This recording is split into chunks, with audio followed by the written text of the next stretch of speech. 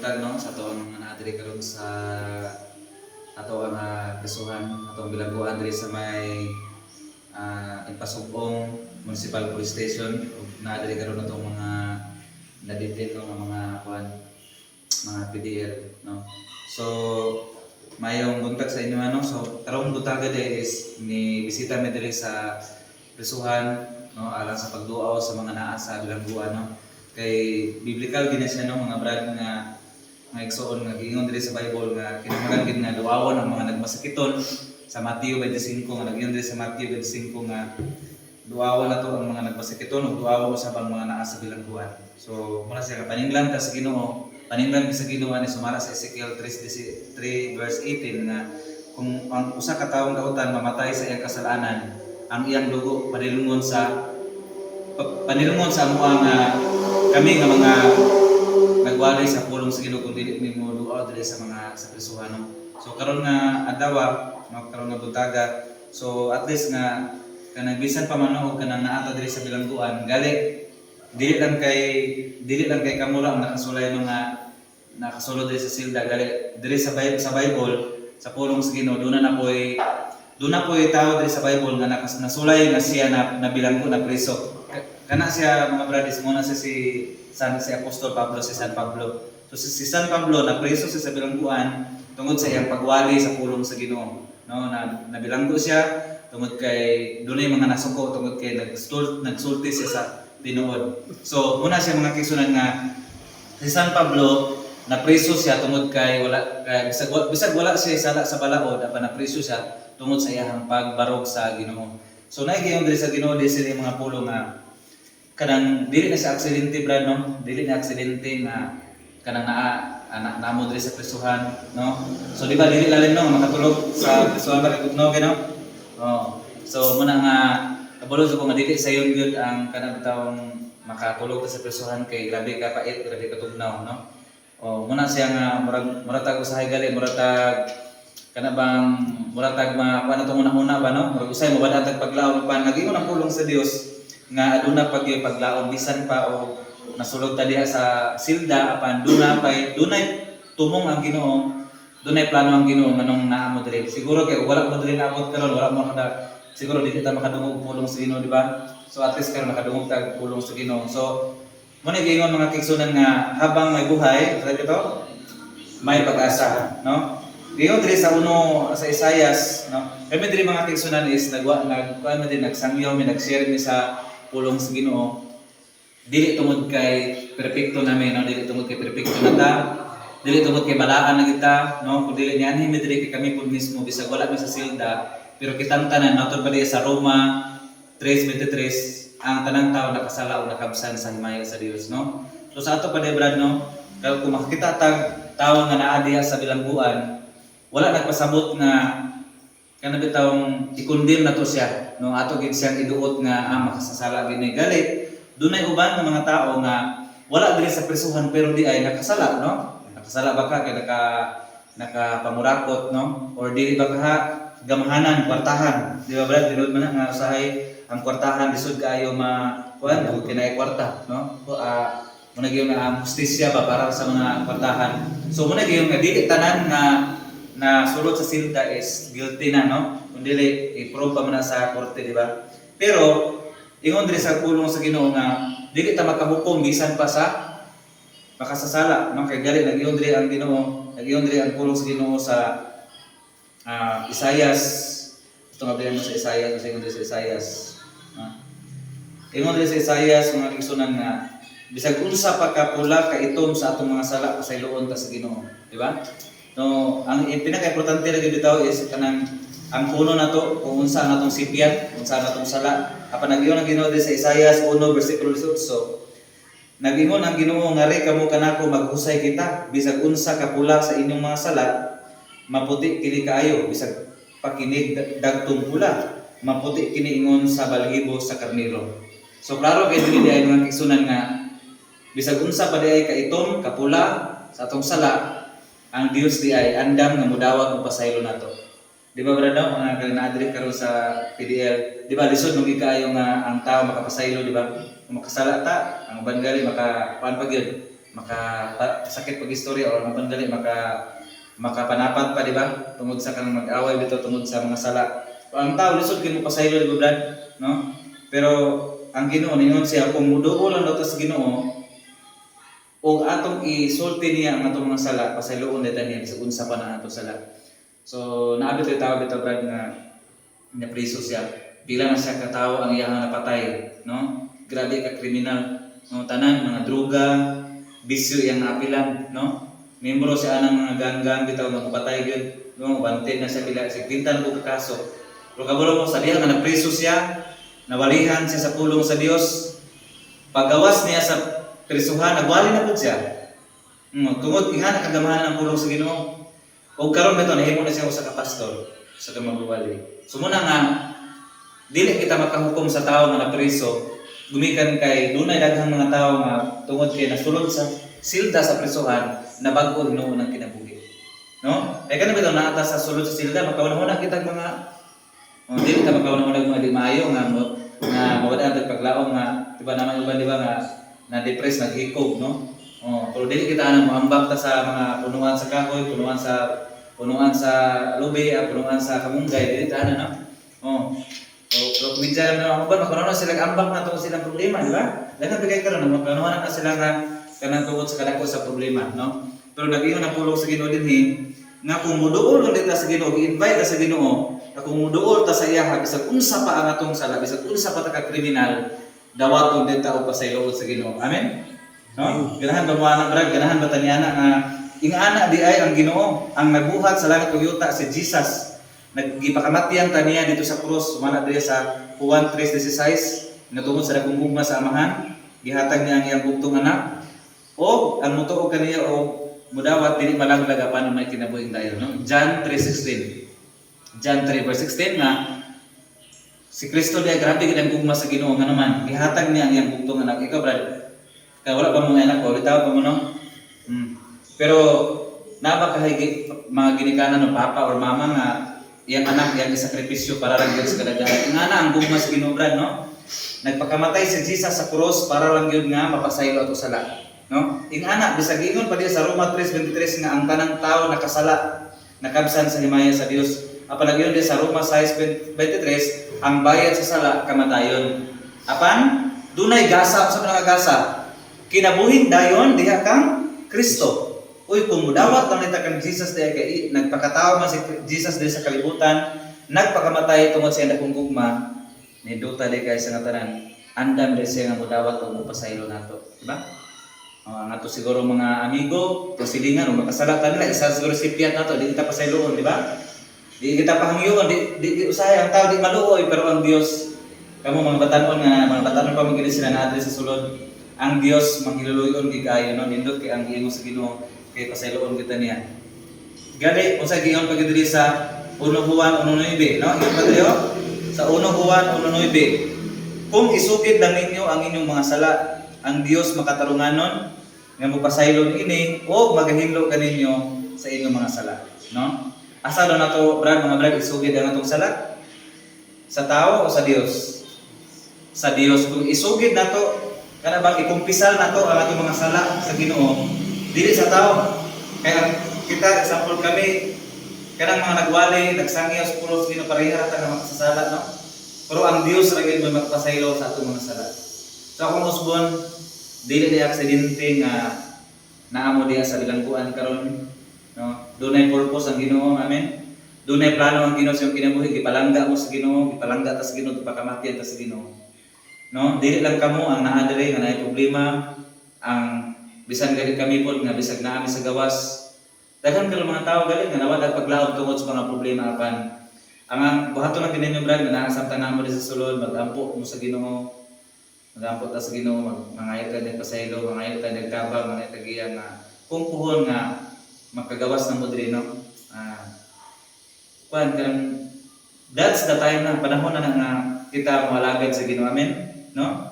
Kung siguro dugay na sa panahon siguro sa una nga naapat ta sa gawas, no? Siguro kamo kay mga kuan man sila, no? Mga kanang gamay ra man ang issue, no? Mga pagsulay ra sa kinabuhi, pero siguro na uban nga grabe pa, no? Kay uban gid brad na preso kay nakapatay gyud no nga na na preso kay nakabuhat gyud og sala ba krimen no nakapatay nakaunsa diha tungod ka sa droga tungod ka sa kanang nakapang-rape di ba pero kini sila minor man nila ha pero dagan kay ana karon no pero doon na pagipaglaom ang tanan nga naman kay siguro kung sa naa pa ta sa gawas katong wala pa ta nasulod diri sa bugnaw nga rihas siguro wala na tayo basa-basa Bible no siguro wala na tayo ampo-ampo, di ba?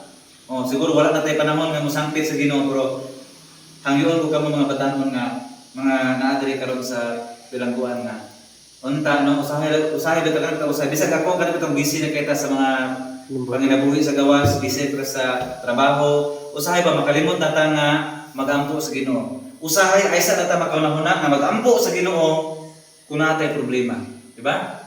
Kabalo mo mga kaigsoonan usahay nga nung dunay mga niabot nato mga problema pagsulay kay gusto ipahinumdum sa Dios nga anak ko balik na nako.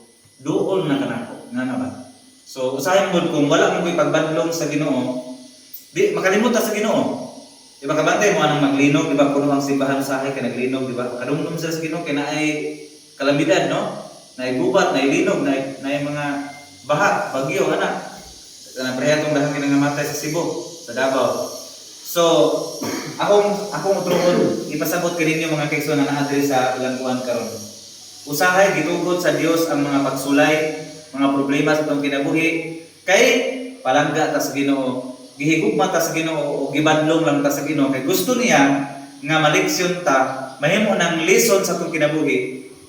Unsa di ang atong mga kasipyatan nga angayan di ta maginulsol mobalik sa Ginoo. Ako usbon, brad no, kininyo nga kay minor man siya no pwede ba ni masitol no ang iyon lang to ninyo tong nagsumbong ninyo ha paubos lang yun no kay ang iyon sa Bible ang nagpaubos ipataas apan ang ipataas ipaubos no akong itulo sa inyo itambag kaninyo nga ampo mo sa Ginoo mga nagpasaylo sa Ginoo na apay paglaom ng tanan and kung unsa man galing ang atong nahimo nga mga sala ang puno na to no atong itugyan sa Ginoo surrender sa atong kinabuhi dayon kung mahimo daghan ko mga nangailangan nga ay mga kaso nga gihangyo kung mahimo hangyo pa pero kasagaran bitaw nga dili na gid mahangyo kada bitaw nakapatay na gid mo na di mahangyo pero wala mamana no kana nakapatay na gyud or kanang nakapang logos or kanang sa kanapong sa drugs makagawas sa gyapon basta primero pa ninyo makakuan pa og pre-bargain man pero wala na preso nila dito tungod sa drugs wala ka ba na magtulo dai pamiyagi rin yung pagsulod diri. Kasi mo nakasulod diri.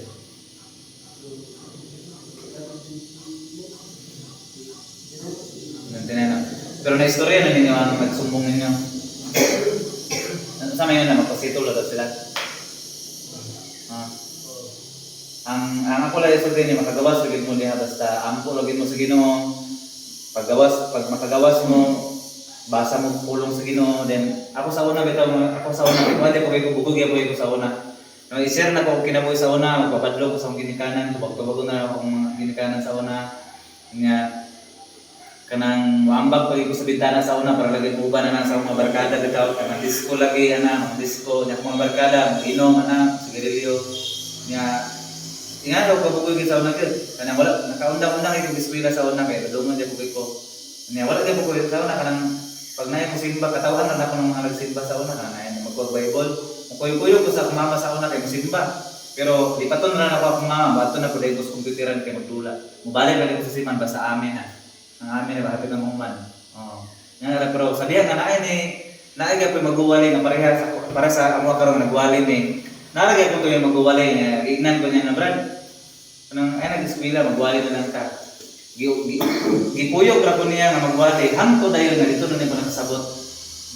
dito na dayon nga ako na dayon gisulod ang kinabuhi nga nagwali na pulong Ginoo no ingana ra pag makagawas mo diri uban mo kanang mga pastor uban mo amigo nga kanang magkuha pulong sa Ginoo no usahay mo gud kay mura ko tag maulaw matusimbahan mura tag mingon nga mo dili ko karapat dapat siguro mo kunin to Bible kay makasasala ko pagkabol bitaw mo daghan kay example sa Bible nga nakasala pero gitagaan pag ako sikan sa Ginoo. Kabalo mo kinsa si Moses nakapatay. Pero gipasaylo sa Ginoo, gihimo siyang Noon sa si Moses. Pangulo Si Moses na mo siyang nag-leader na nagsangyaw sa pulong sa Ginoo, no? Sa mga Ehiptohanon. So daghang kay example sa Bible, kinsa pa example sa Bible nga kasala pero sa Ginoo si Hari Solomon, si Hari David, di ba? Nakasala to, nakapatay to, nakapangabit, pero gipasaylo gito sa Ginoo. Katagaan niya pong chance. Pero sa diha mong nga gipasaylo sila sa Ginoo, wala na nila baliki pud ang ilang sala, nagbago na gid sila, no? Daghang kay example sa Bible, no? Nga silang Mateo, no, silang Lucas. Daghang kay mga tao sa Bible. Example po tamo sa babae, si Maria Magdalena, no? Si Maria Magdalena na aktuhan dito siya nga nakasala, no? Nakapanapaw to siya kay ang iyang trabaho usaman siya ka GRO bitaw, ana bayaran ng babae. So nasakpan siya batuon ta siya kay nakasala. Kabulong mo si Giyon ni Kristo, ni Jesus, kung kinsay walay sala ninyo. Kung kinsay perpekto ninyo, nagtapok man talaga kay mga tao nga Hudiyo sa una. Mao'y una mubato aning bayanan. So nang naulaw mga tao, nang lakaw. So naulaw sila kay kasi customer ko dito sa mga Magdalena, ana ba? So kasi hindi una pa export pasabot nga tanang tao wa gyud tao nga perpekto nakasala gyud, no? Pero ang iyon sa niya ang Ginoo, bisag ako di ko maghukom kanimo lakaw ug ayaw na pagpakasala. So mura gina ang sa Ginoo nga akong balikon sa dili na namo taason, dili na mintaman isip panapos nagingon gid ang Ginoo nga mintras may kinabuhi pa ta iyang diya sa 1 Korinto 6 nga karon ang adlaw sa kaluwasan, no? Napay ugma wa ta kasiguro kung buhi pa bata, no? Ugma wa ta kasiguro kanang giuban nga nag-drive motor na nabangga patay lang ko, di ba? Swerte pa kayo mo kay buhi ra mo, di ba? Bisag naa mo sa silda pero buhi pa mo na pa mo chance nga makagawas. Pero ang uban na napatay ka na involved sa kanang illegal, di ba? Tapusilan ito pinagkuha ng droga na tapusilan. So salamat mo kay mintras sayo pa na sulod mo diya sa bilangguan ug napay panahon para na magbago, no? Pero ang uban kay wa gyud sila napatay natukang, di ba? Magali ka mo kay wala mo manang mga nga mga bisyo pero ay uban nga na gyud. Nya napay uban nga kanang natulog wala na kamata, di ba? So muna nga kamo mga batanon pa kay mo. Taas pa mo paglaom ng magagawas mo diri akong balikon, ampo mo sa Ginoo. Kung dugay ng panahon nga wala ka nagsimba, wala ka nagbasa sa Bible, so karon ang panahon nga nakoy kauban gud nga nagwalay gapon diri sa United Crisuhan Hospital. Madili ko makalimot siyang ingon nga ayaw na pagbulat nga magsulod na kagputi nga barong ay sa pagkamatog simbahan. Sa meaning nga nabasa na sulod na kagputi nga barong. Nag-lipstick ka na kag-make upan na. Ha? Patay na, no? Pero pa, dili na tabagbulat mga kaigsunan, mga batan mo nung na-adri karon. Ato mga kaigsunan nga mga nabilanggo. Dili na tabagbulat na isulod ta sa lumon simbako. Di mo ba na simbako kay ang tao padulong kita na niya temporary na matadri sa kalibutan ato mga pandre ang tao mulabay ra mo mamatay din. Dili na mo balik, di ba? Dili ang pagpasabot nga dili ta magbulat na maulahi ang tanan, di ba? Oh. Mo nagingon nga ang kinabuhi way siguro, tino dili. Di ba way siguro karon gali krisis kay no? Pero ang kamatayon sa man sigurado. So muna kait kay sa bilangguan, no? Pero ang Ginoo nasayod nakita do na sa purpose atong kinabuhi, no?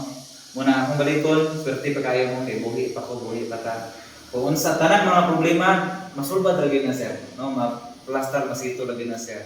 Ang importante nga warning ni sa Ginoo, sinyalis na sa Ginoo nga angay ta mo duol sa iya magbago magilusol. Gali akong balikon ha. Roma 3:23 tanang tawo nakasala. Nay uban nga makasasala gihapon pero wala pa lang diri sa silda, no? Kaya siguro karon nakita pa ta pero kasi sa sunod adlaw na napoy lahi diri masulod, di ba? Oh. So manang kayo sa inyo nga napoy uban nga naay kwarta dili masulod kay wala man na kita nila mga anomalya o mga korupsyon sa kanang mga sala nila, no? So ako magpasabot is dili tanang naa sa gawas walay sala. Dili po tanang naa sa sulod nakasala, di ba? Ang importante nga kung unsa man ang atong mga kakulangan sa Ginoo sa atong mga sala bago na ta, no? So kamo ato bang isaad sa Ginoo nga kung makagawas mo diri pohon dili man totally nga mawala na to tanan natong mga para sa kusona ba ato pagka padungon sa ginikanan, dili man totally nga ma-perfect na to tanan. Pero ato bang makumit sa Ginoo nga kung makagawas sa diri puon mo hatod man tag panahon bisag gamay na nga panahon nga maminaw kag pulong sa Ginoo ug moadto ba ka kag simbahan, no, walay relihiyon makaluwas si Jesus sara akong balikon walay ra makasulbad atong problema ang Ginoo ra gyud, no. Sumula na siya o ayong buntag na tanan.